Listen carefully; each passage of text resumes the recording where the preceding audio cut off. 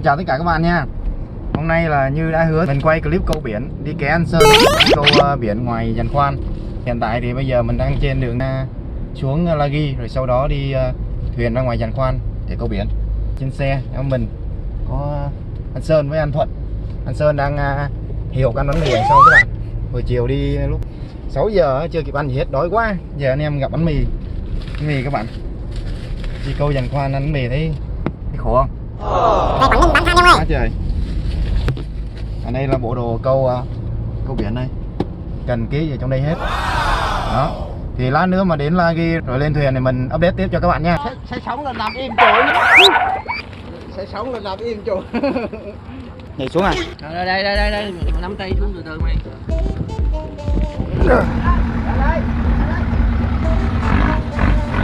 8h30 rồi, giờ mình ra điểm câu mực nha các bạn. Đi mất khoảng 5 tiếng, rồi sau đó mình ra Dàn Khoan. Tới điểm câu mực rồi nha. Đây là Dàn Khoan. Các điểm sáng trắng trắng đằng xa kia cũng là Dàn Khoan luôn nha, không phải là bờ đâu các bạn. Ở đây đã cách bờ khoảng tầm gần 100 km rồi đấy.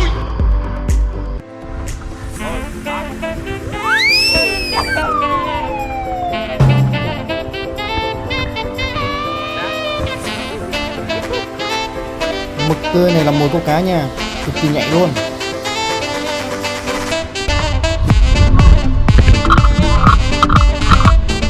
Lên hàng, cá lớn. Biển trong veo, nước xanh ngắt, trời cũng trong xanh, quá đẹp các bạn ạ, quá đẹp. Mỗi tội mình xây sóng biết đâu.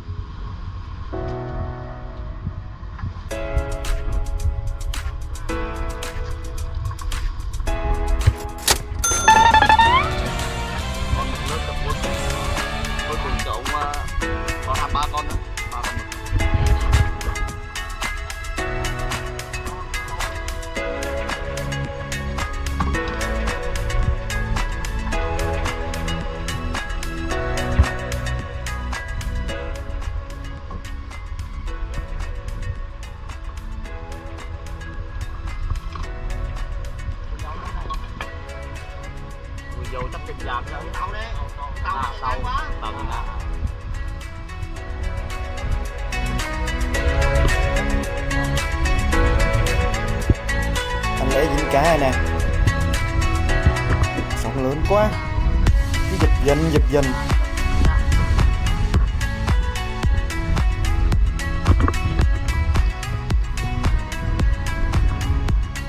Phong cảnh thì đẹp nhưng mà say sóng là khó đi nha các bạn.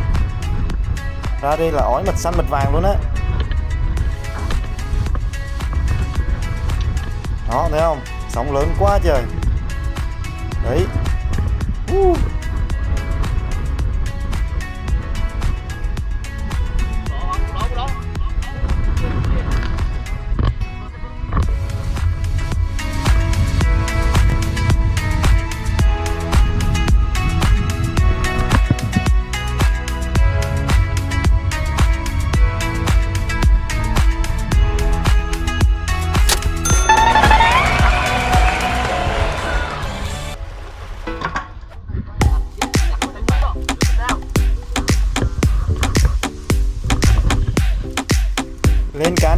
Lên cá nữa nè, cá lên liên tục luôn nha, quá đã.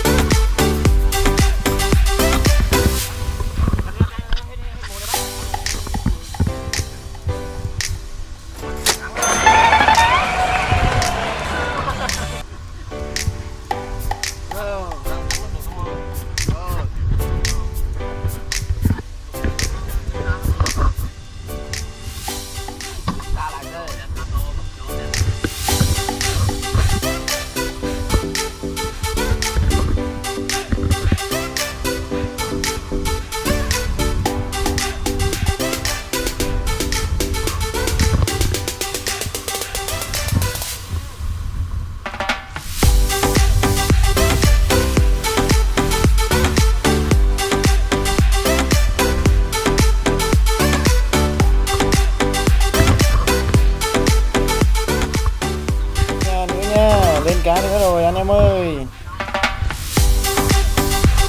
Em này có vẻ bự à.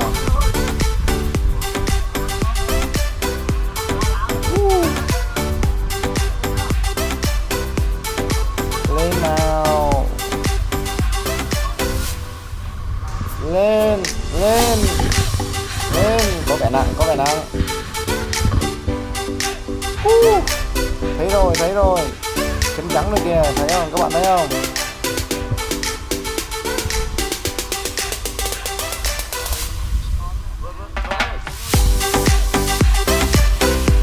Đó, lên tới gần rồi.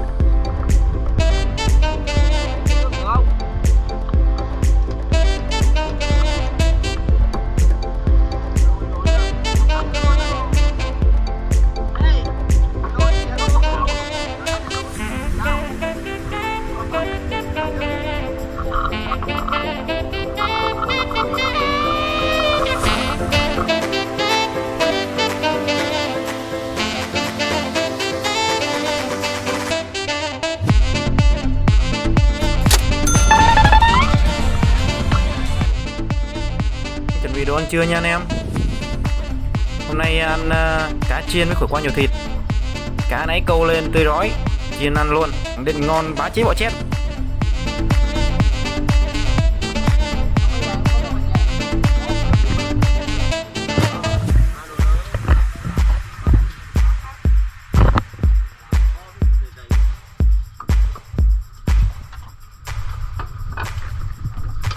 Trời ơi, không quay nữa, trời ơi. Không quay nữa, tới ngon. Quay đồ ăn trên thuyền chứ, ngon đâu thua gì trên bờ.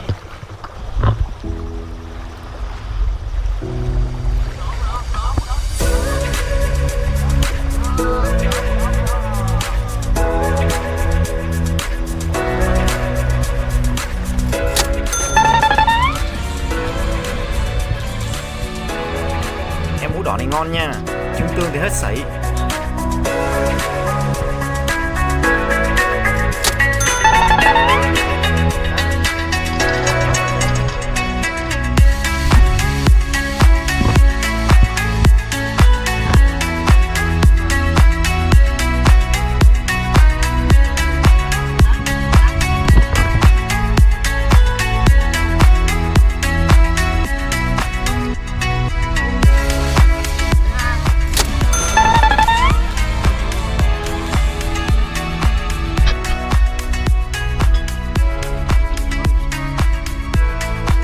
Gì mà cứ khẹt khẹt y như con lù ở nhà. Bè Lão này nướng mới ớt hoặc là chiên giòn chấm muối tiêu xanh nữa thì tuyệt vời.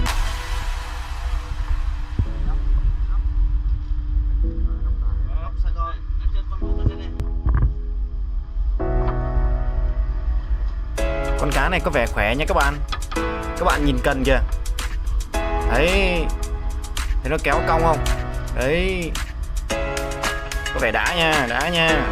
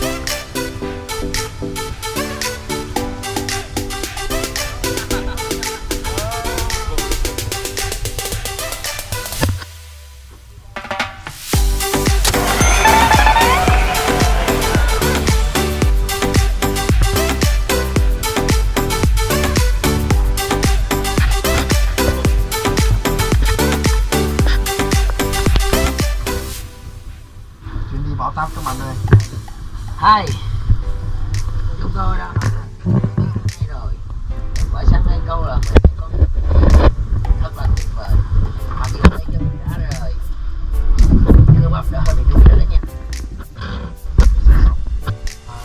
Nằm chèm bẹp luôn. Có anh Sơn ra câu mấy con cam sáng nay. Mình quay phim xong mình vô là mình chèm bẹp luôn. Sóng hôm nay rất cao, 1,5 mét, 1,6 m. Dự báo thời tiết vào ngày mai sóng lên 2 mét. Cuộc vui của chúng ta có thể gián đoạn vào lúc này vì sóng còn lên cao.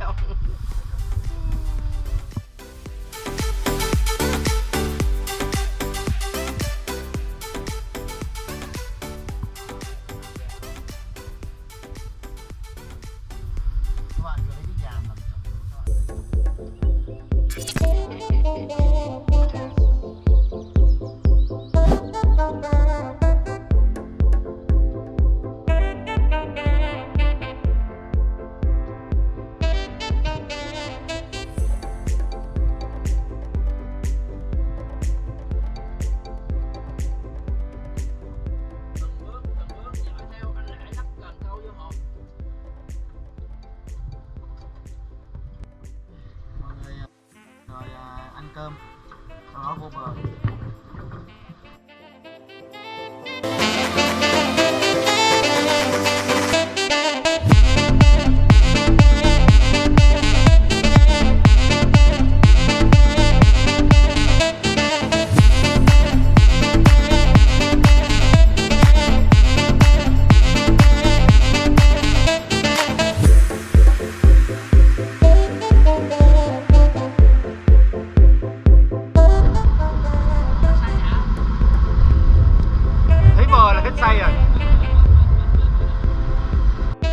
Rồi đấy. Đeo em ơi mới là mất tiền luôn đấy. Ngoài Dàn Khoan làm được vậy ha. Điểm này nằm ngoài Dàn Khoan làm những cá chết. Sao vô đây nó hết say rồi? Nó say không? Vô đây nó queo vậy. Ngộ vậy. Bạn gì xuống kìa, cao lắm. Cái gì bên đây đúng không? Đây đúng không? Sống mặn. Mày ra quá cái đầu mất nhiều rồi.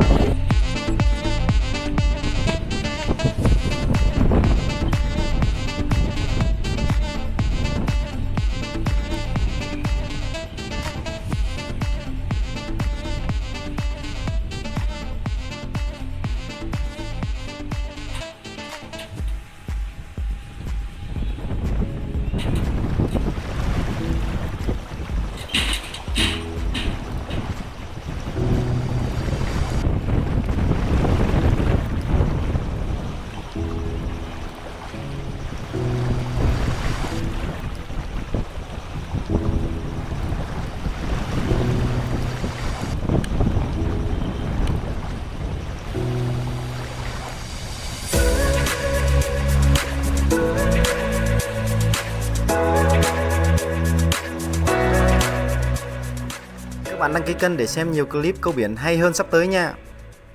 Cảm ơn các bạn.